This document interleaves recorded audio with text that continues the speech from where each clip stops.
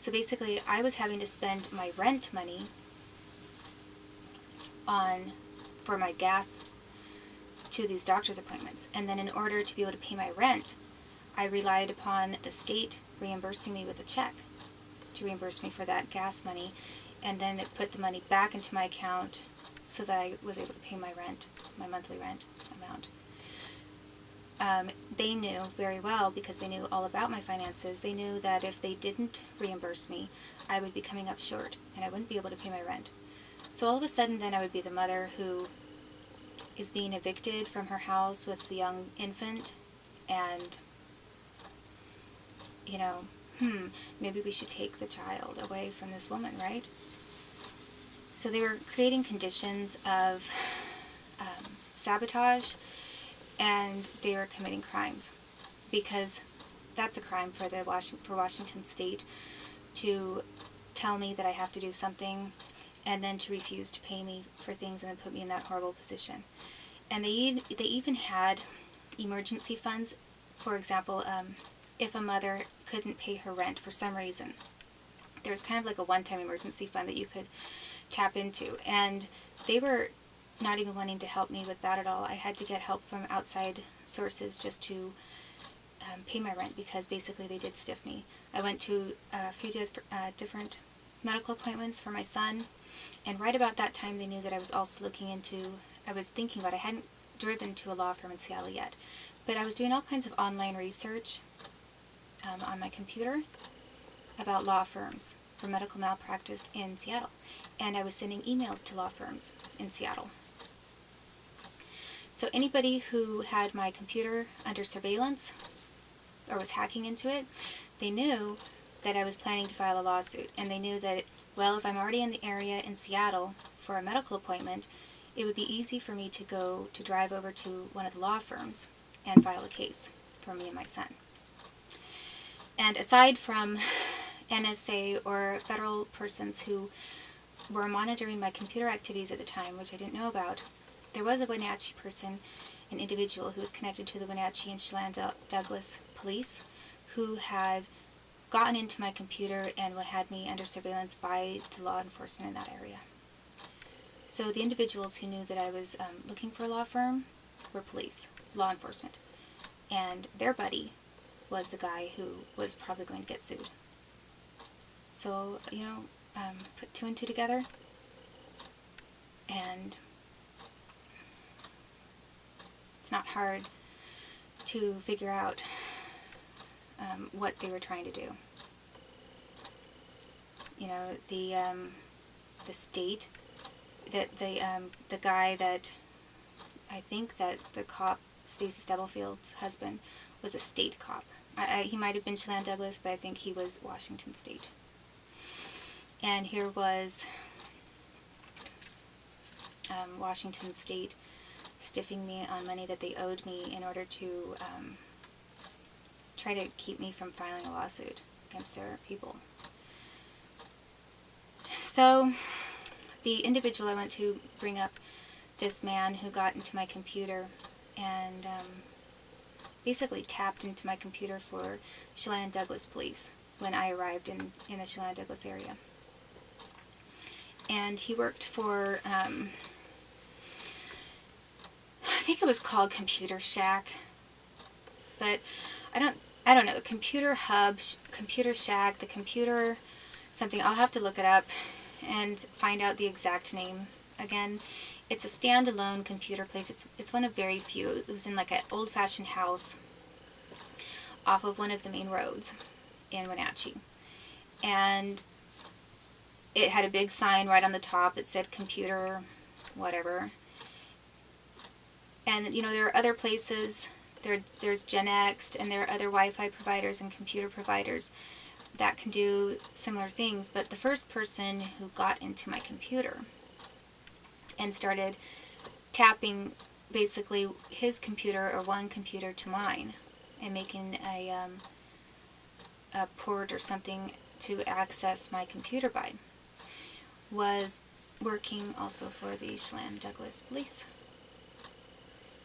which means my computer activities were being monitored, probably not just by the FBI, and not just by federal people, but probably by but definitely by the Chelan Douglas police.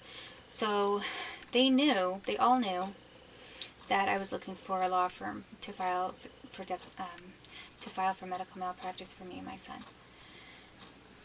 And they used the people that they knew in the government to attempt to have my driving license taken from me because they were hoping that my insurance was expired. And they also, the state of Washington, I went to these visits, they owed me, in reimbursement, they owed me about $1,000. And I sent my request to Tina Thornton to be reimbursed by check as she had done before, and they refused to do it. And she said that, I said, what do you mean you refused to do it? She said, we're not going to refund you the money. They didn't even give a reason why not. I said, they didn't have a reason. She didn't say you're asking for too much. She didn't say you didn't go to those appointments. All she said was, we are not going to do it. So it was really crazy. They didn't even have an excuse that they were giving me. Most of the time somebody does something really dirty, they come up with something. Some kind of excuse that sounds right. Even if you know it's wrong. But all she said was, we're not doing it. And I said, you told me that I have to go to these medical appointments and that you would reimburse me for my gas, and now you're not doing it? And you demonstrated that you built my trust by showing me you did it the first time, but now you're not doing it now, and you didn't make any changes to our agreement. And what she said is that her supervisor was Donald Titleman. So Donald Titleman is Jewish. And they later made a big point about that because they were like, it's not just Catholics. They said, what about Donna Titleman? She's not Catholic, she's Jew. For whatever reason, Donald Titleman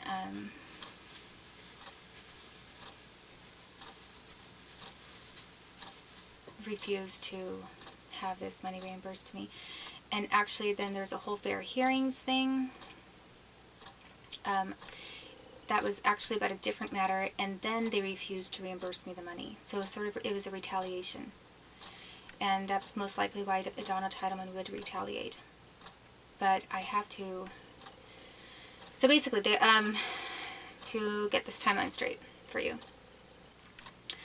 I was told to go to these medical appointments, and then they reimbursed me the check the first time. Then they tried to kick me off of TANF money because they wanted my son's social security number.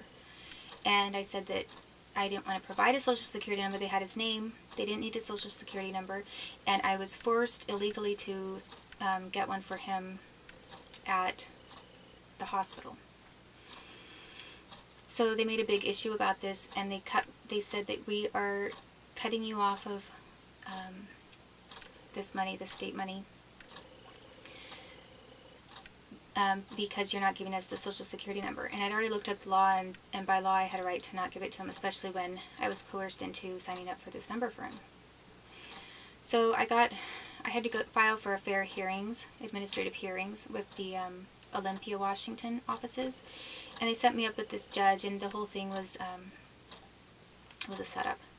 They basically picked and chose. It was supposed to be a random assignment, and they picked and chose who the judge was that was hearing it, and every single supervisor in the line all the way up was Catholic. The guy who took it was a man named Michael, and I had a very strong sense that he was going to rule against me, so I started documenting things, and I kind of went to the top and talked to the very top person eventually about it. But I ended up winning that hearing. However, the judge tried to slander me as being paranoid schizophrenic in the record, and Donald Titleman hated me because I accused her and a woman named Heather of lying and perjuring themselves under oath, which they did. They did lie under oath. And then later the Olympia people, I told them about this perjury, and they said, you can't get anybody for perjury in an administrative hearing. We don't recognize perjury. And I said, so if I make a false statement in this hearing to the federal government or to your group, if I make a false statement, I could be in trouble. But you're telling me that your employees can make false statements and they can't be held accountable. And Olympia headquarters told me no. That it didn't matter if Donna Teitelman perjured herself. So after I made a big deal about Donna Teitelman perjuring herself, that's when they had me keep going to these medical appointments, and then all of a sudden they refused to reimburse me this money, and they were going to try to kick me off of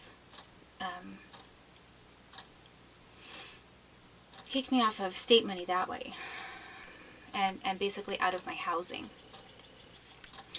Which, if I don't have housing, if I was forced into a homeless situation because the town is blacklisting me and not giving me a place to stay, if I was forced into a homeless situation, then they would have even more grounds to try to take my son from me and avoid having this lawsuit go forward. So basically, Tina Thornton retaliated against me. She had her husband was connected to cops who were connected to the people who I would be suing. And Donna Teitelman was vindictive and retaliatory. And then I found out there was a woman named Barbara something or other who was in Spokane, and she was in charge of all of them. And supposedly it was an order that was coming from her to not reimburse me for any of this money. And she was Catholic, and her husband was very involved with the Catholic Church, Knights of Columbus, and a lot of different men's groups with the church. So, there were still people that hated me for having sued their church, and that was still an issue and a problem at the time. So this woman, Barbara, supposedly, and Donna Teitelman and Tina Thornton colluded against me to cut me out of my son, too, to cause this horrible distress. So right about that time, I started crying at different times. I didn't cry around my son because I didn't want him to hear me even as a baby. But I was distraught. They were causing needless stress in my life. My cars were being vandalized. I basically had exhausted all the community resources because of the constant vandalizing of my property. My house was broken into. The police were harassing me, and then when I was trying to report all these vandalisms and hate crimes, on one occasion, I believe it was Officer Jones, came out to my house, and instead of taking a report, he said, just move. He said, if you don't like it, why don't you move? Like what? I have to move because where am I going to move to? Why don't I have a right to live where I'm living and try to have things work out with me and my son? Because it wasn't like I didn't have a plan. And he was very hostile, and he refused to take the report of, I was calling police all the time about all the vandalisms, and they didn't document how many times I was being vandalized either. So it was a problem with not having enough records to show how many times I was being, how many times I was a victim of hate crime, and how many times the police didn't even write anything up or investigate. And then that's in addition to how many times they were harassing me, pulling me over for things, and not documenting all of their incidences of harassment. So,